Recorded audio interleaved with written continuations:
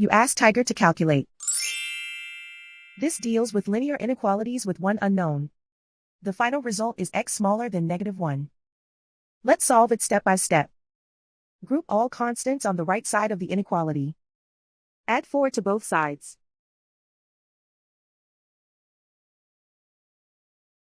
Simplify the arithmetic.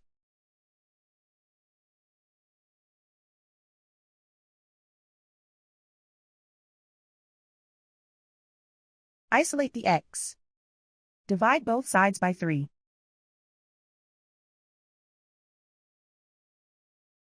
Simplify the fraction.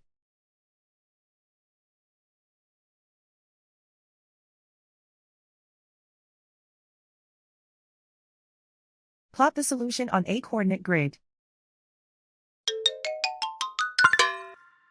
And so the final result is x smaller than -1.